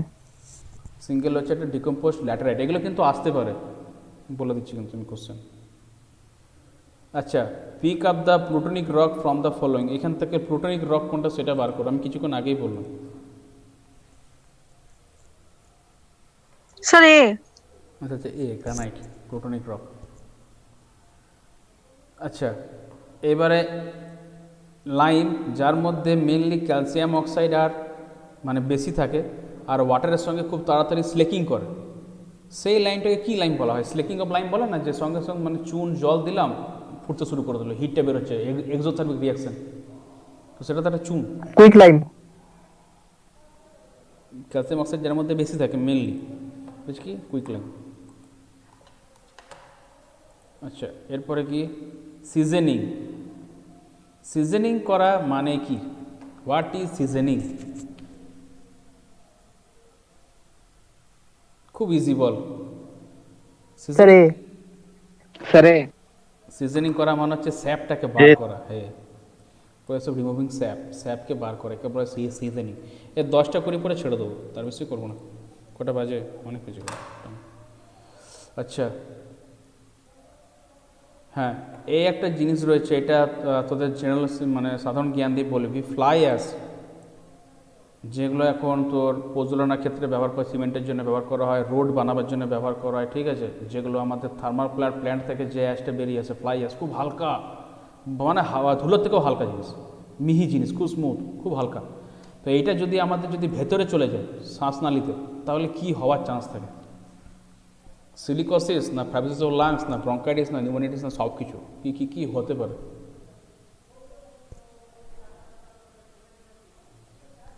Sir, B. স্যার ই এটা হওয়ার চান্স থাকে সব কিছুই হবে। মানে এগুলো থাকে একটা রোগের তো নাম। এবার অবশ্যই এই রোগের নামগুলো সব সিভিলে অত থাকবে না, থাকবে সব বায়োলজিতে, ফিজিওলজি, তাই না? তো তাও কয়েকটা তোদের সেফটির ক্ষেত্রে কয়েকটা জিনিস দেওয়া আছে, তো এগুলো হওয়ার চান্স থাকে। এটা দেখ, বলছে minimum required water cement ratio for a workable concrete is কত? ওয়ার্কেবল একটা কংক্রিট, মানে একটা কংক্রিট বানাবো, সেটাকে নিয়ে যেন ঠিক মতন আমি কাজ করতে পারি, তো তার মধ্যে কী লাগবে? সিমেন্টের জল লাগছে, তার সঙ্গে বালি লাগছে। তো জল আর সিমেন্টের রেশিওটা কত হওয়া দরকার মিনিমাম, যাতে সেই কংক্রিটটাকে নিয়ে করে আমরা কাজ করতে পারি? কত?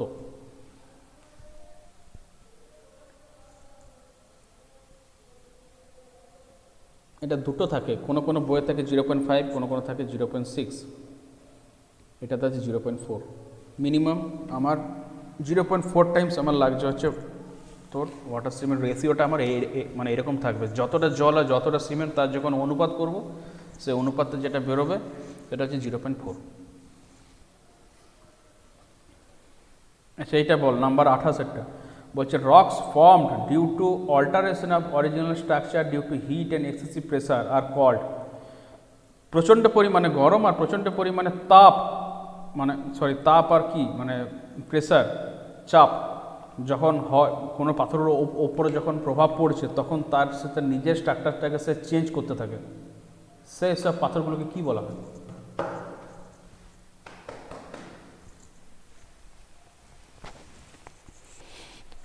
বলবি? সি। বাকিরা? সি এটাকে বলা হয় মেটামরফিসিস হচ্ছে তখন। কিছুক্ষণ আগেই বললাম কোশ্চেনটা। এই যে এটা দারুণ কোশ্চেন একটা, বলছে এখানে 4টে বো কম্পাউন্ডের নাম আছে, tricalcium silicate, dicalcium silicate, tricalcium aluminate আর টেট্রাক্যালসিয়াম অ্যালুমিনিয়াম ফেরাইট। এর মধ্যে থেকে কোন কম্পাউন্ডটা স্ট্রেংথ 2 থেকে 3 বছর পর সে প্রদান করতে থাকে, সে তখনও সে স্ট্রেংথ দিচ্ছেই, কোন কম্পাউন্ড?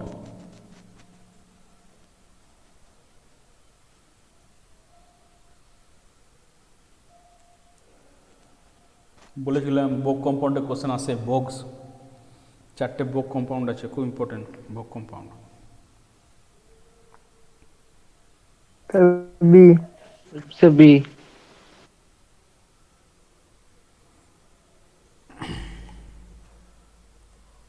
B, dicalcium silicate.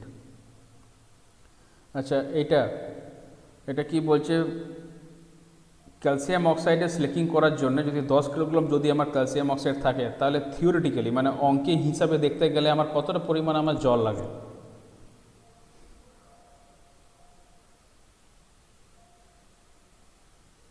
কতটা, হাউ মাচ? 3.2 কেজি। 3.2 কেজি। তুই দেখে বলছিস না? আরে উত্তম, না স্যার। তাহলে আন্দাজে বলে দিবি। আর বেশি নেই, 4টে আছে, 7 আর 9, 10। আচ্ছা তোদের অ্যাটেন্ডেন্স লিঙ্ক খুলেছে না? এখন তো হয় না, না? না স্যার, সকালেও দেওয়া হয়নি আজকে। কিন্তু সকালে কিন্তু খুলেছিল। স্যার ওটা 11টার আগে বন্ধ হয়ে গিয়েছিল। আচ্ছা এটা বাদ দে, মেথড অফ সয়িং টিম্বার এত বড় কিছু আসবে না, যে কিভাবে আমরা মানে মেথড টিম্বারকে কাটবো, এত আসেনি কিছু, এইটা আসতে পারে। বলছে ক্লে এবং সিল্ড, যে গুড ব্রিক আর্থের মধ্যে কত পার্সেন্ট মিনিমাম হওয়া দরকার, মাস্ট বি অ্যাটলিস্ট, কমপক্ষে কতটা হওয়া দরকার ক্লে এবং সিল্টের উপাদানটা, পরিমাণটা ব্রিক আর্থের মধ্যে কতটা?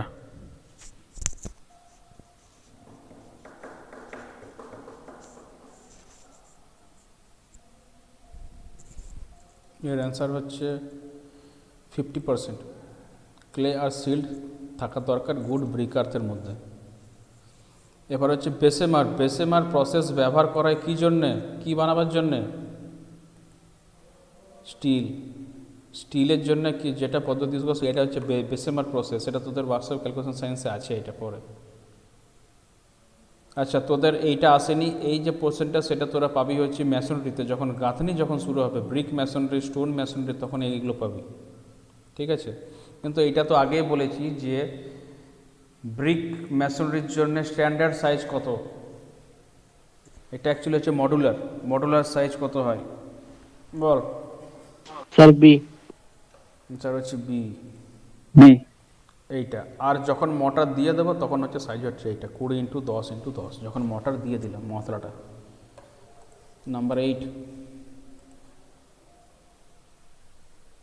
আচ্ছা, এয়ার বাইন্ডিং মেটেরিয়াল, যেটা কি করবে বাতাসটাকে সে বাঁধতে পারে, এয়ারকে বাইন্ড করতে পারে, সেটা হচ্ছে কোনটা? জিপসাম, না অ্যাসিড রেজিস্ট্যান্ট সিমেন্ট, না কুইক লাইম, না অল অফ দিস? কে এয়ারকে বাইন্ড করতে পারে? যার কারণে কি হয়? এয়ার এন্ট্রেন্ড কংক্রিট হয়, এয়ার এন্ট্রেন্ড। অপশন হচ্ছে ডি। সবাই কিন্তু বাতাসকে ধরে রেখে দেয়, সেই জন্য কিন্তু ভালো করে কনসলিডেশন করতে হয়, র্যামিং করতে হয়, টেম্পারিং করতে হয়, যাতে বাতাসটা বেরিয়ে। আচ্ছা, একটা ভালো কোয়ালিটির স্টোন সে তো জল শোষণ করবে, যখন 24 ঘন্টা যখন আমি জলে ডুবিয়ে রাখবো টেস্টিং করার জন্য, কিন্তু ভালো হতে গেলে কত পার্সেন্ট কম হতে হবে, মানে তার থেকে কম হয় তাহলে ভালো। A good quality stone absorb water less than 5%। 5%। সব দেখে দেখে বলে দিচ্ছি সব 5%। আচ্ছা, এটা আমি বাদ দিলাম, এটা অনেক, এটা কিছু নাই। আচ্ছা, এইটা বল, প্লাইউড। প্লাইউড কোথা থেকে তৈরি হয়? কমন সাধারণ টিম্বার থেকে, না ব্যাম্বু থেকে, ব্যাম্বু ফাইবার থেকে, না শুধুমাত্র টিক কাঠ থেকে, না অ্যাসবেস্টস শিট থেকে? কোথা থেকে? Sir D. সি থেকে, শুধুমাত্র টিক কাঠ থেকে। ডি থেকে হয় কোনোদিন অ্যাসবেস্টস শিট, অ্যাসবেস্টস যে ছাদে লাগায় সেখান থেকে প্লাইউড হয়? কে বললি এটা? উত্তম। স্যার ওটা ফাইবার, স্যার ফাইবার সিট থেকেও তো হয়, মানে আমি এটা ভাবলাম আর কি। অ্যাসবেস্ট স্যার প্লাইউড কাঠ, স্যার অ্যাসবেস্ট কোথায় ঢুকছে কেন? আচ্ছা, এটা বল, সাউন্ডনেস টেস্ট অফ সিমেন্ট ডিটারমাইন্স। সিমেন্টের যখন সাউন্ডনেস টেস্ট করা হয় সেখান থেকে আমরা কি কি নির্ণয় করতে পারি? কতটা ফ্রি লাইম আছে সেইটা, না তার আলটিমেট স্ট্রেংথ, নাকি ডিউরেবিলিটি, নাকি ইনিশিয়াল সেটিং, কোনটা?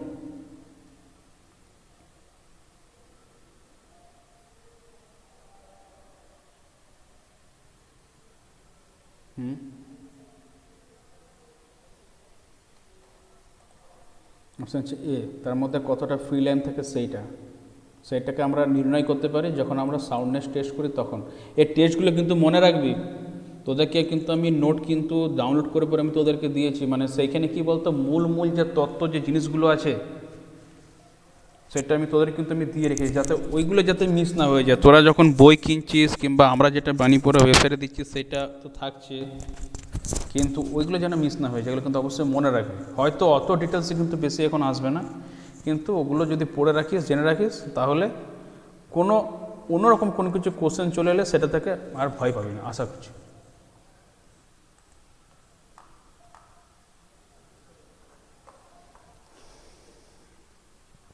এই একটা কোশ্চেন যেটা ওয়ার্কশপ ক্যালকুলেশন সায়েন্সের। এখানে কি বলছে মল্টেন আয়রন আছে মানে কি? গলিত লোহা। তো গলিত লোহার যে সারফেস আছে, সারফেসের ওপরে কি হয়? স্ল্যাগটাকে ভাসে, স্ল্যাগটা মানে যেটা আমরা বাদ দিয়ে দিই, মানে আয়রন বানাবার জন্য, স্টিল বানাবার জন্য যেটা দরকার সেটা নিয়ে পরে স্ল্যাগটা উপরে ভাসে। তো সে স্ল্যাগটার মধ্যে কোনটা কোন পার্সেন্টেজ থাকে? এর অ্যান্সার হচ্ছে কি ই। ওই স্ল্যাগের মধ্যে তোর লাইম থাকে তোর 45%, সিলিকা থাকে তোর 35%, অ্যালুমিনা থাকে তোর হচ্ছে কত L2O3 12%, আর তার সঙ্গে কী থাকে? Magnesium oxide, calcium sulphate, calcium sulphate, potassium permanganate আর ferrous oxide 8%, MnO2, potassium manganese dioxide আর ফেরিক অক্সাইড। আচ্ছা, এটা বল, এটা তোরা জানিস মিনিমাম 40% আয়রন কোন আকরিক থেকে পাওয়া যায়, কোন ওর থেকে? ম্যাগনেটাইট না রেড হেমাটাইট না লিমোনাইট না সাইডারাইট না ব্ল্যাক ব্যান্ড, কোথা থেকে পাওয়া যায়? Minimum 40% iron, minimum.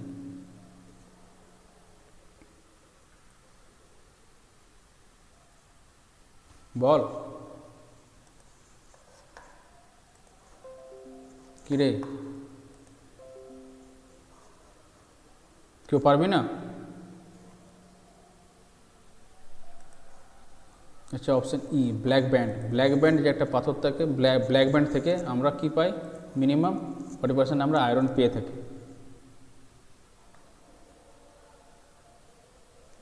এটা আসবে না, এটা এতদের এখন নেই। আচ্ছা এইটা বল, নাম্বার 44-এরটা বলছে cement is said to be of good quality if. সিমেন্টকে আমরা গুড কোয়ালিটি বলতে পারি যদি, যদি এর মধ্যে থেকে কোনটা? বল বল রে, বিপত্তারণ, দীনবন্ধু, দীপ্তি, রূপেশ, সৌরভ, উত্তম, বল। এটা করে পরে ছেড়ে দেবো, অনেক 5টা বাসে চললো জন্য বলছি আমি।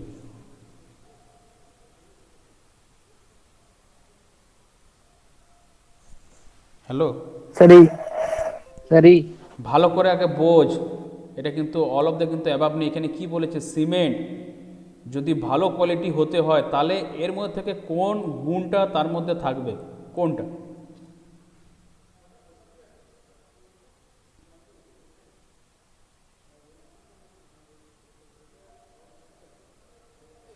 ওরে এইটা হবে বিয়েরটা। One feels cool by thrusting one sand in the cement bag. এটা ভুল দিয়েছে, এটা হবে না, এটা হবে না। কেন বলছি আমি? এখানে কি বলছে দেখ, cement is said to be of good quality if. সিমেন্টটা যদি গুড কোয়ালিটি হতে হয় তাহলে কি কি থাকা দরকার? এখানে কি বলেছে? Its colour is not greenish gay.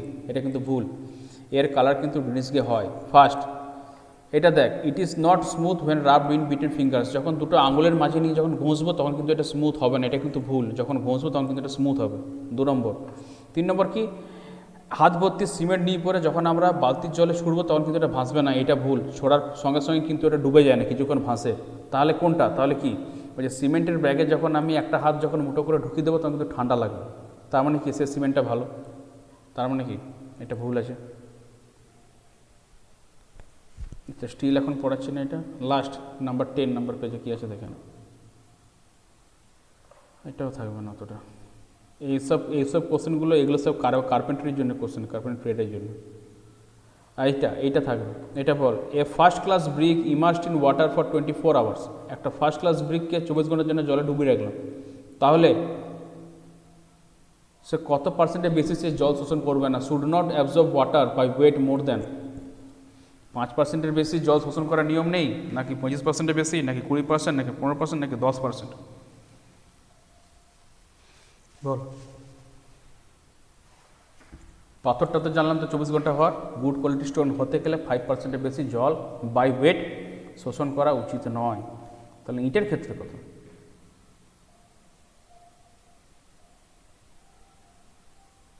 Ball.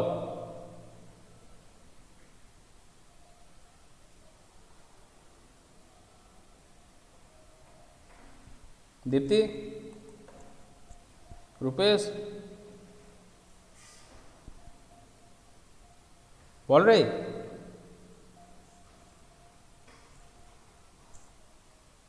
Hello hello Sir, D. সব খুঁজতে ব্যস্ত এখন। সি,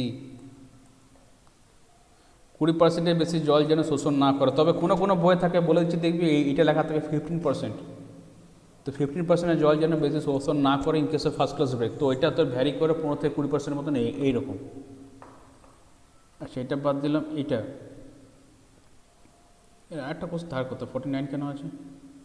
আচ্ছা, জিওলজিক্যালি মার্বেলকে কি বলা হয়ে থাকে? তখন কি বলেছিলাম, মার্বেলটা কী ছিল? কেমিক্যালি কী ছিল? ক্যালকেরিয়াস ছিল, কারণ ওর মধ্যে কী থাকতো? ক্যালসিয়াম পার্সেন্টেজটা বেশি কেমিক্যালি। কিন্তু জিওলজিক্যালি মার্বেলটা কোন পাথরের আন্ডারে আমরা রাখবো মার্বেলকে? সেডিমেন্টারি, নাকি ইগনিয়াস, নাকি মেটামরফিক, নাকি স্ট্র্যাটিফাইড?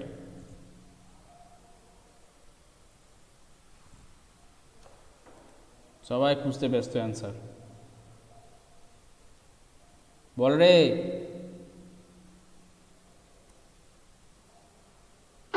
Sir, C.